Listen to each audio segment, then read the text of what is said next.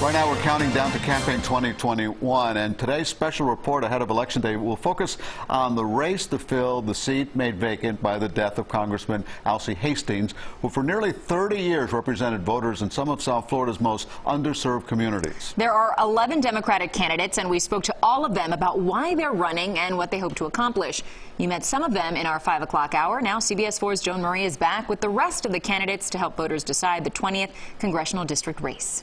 Politician, judge, dean of the Florida Congressional delegation. The death of Democratic Congressman Alcee Hastings created a political vacuum and a free-for-all in the race to replace him. 11 Democrats are facing off in Tuesday's primary. Some are newcomers, others political pros. Barbara SHARIEF, a registered nurse and mother of 5 mostly grown children, has been a Miramar vice mayor, Broward commissioner, and county mayor. So that's Jamila. She's checking notes and taking in. We talked with SHARIEF at her home health care company she built from the ground up. This is where we fed. We helped to pack 1 million meals with the dolphins. She credits her parents with giving her drive, especially her father, who was killed in a holdup at his clothing store when she was just 14. I want to go to Congress so that I can make things better for everybody, and that starts with health care, a living wage, affordable housing, and educational opportunities. Those opportunities would go a long way in the 20th Congressional District, which includes large parts of Broward and Palm Beach counties. The residents are mainly African American and from the Caribbean. All the candidates will tell you the district includes some of the poorest residents in South Florida who cannot afford a mortgage. You have to want to serve. Dale HOLENESS, a former Lauderhill commissioner, has served as a Broward County commissioner 11 years. He was county mayor during the first year of the pandemic. A long friendship with Hastings, he said the late congressman picked him as his successor. The congressman saw in me someone who was going to push to change things. And to improve the lives of the people in the district. And we know as Americans that the black community has been left out and left behind and locked up more than they should be.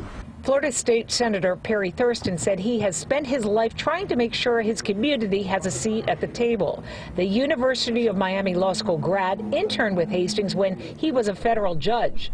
Thurston has been a state senator since 2016 and served 4 terms in the Florida House. He chaired the Black Caucus in Tallahassee. You can still find the former public defender at work in a criminal courtroom. I'm a big proponent of education. I know that we're in a community in my district that cherishes education because everyone knows that's the way up. Hastings' seat has been open 7 months. All of the candidates are anxious to get to Washington, say they want to build on his legacy. State Representative OMARI, who has progressive Democrat support, said his focus is on struggling families. Republicans are attacking our voting rights. They're attacking women's reproductive rights. They're attacking the last 60 years of progress in this country. Healthcare executive Sheila McCormick calls herself a fighter, facing long odds as a single mom of a special needs child, navigating law school and turning around her company. If elected, her priorities are healthcare and economic recovery from the pandemic. It takes a fighter. It takes tenacity. It takes someone who can see the impossible and actually make it happen. While it is a very crowded race on the Democratic side, whoever pulls ahead on Tuesday, even if it's by a few votes, is expected to easily win in January in this mostly Democratic district. In Fort Lauderdale, Joan Murray, CBS 4 News.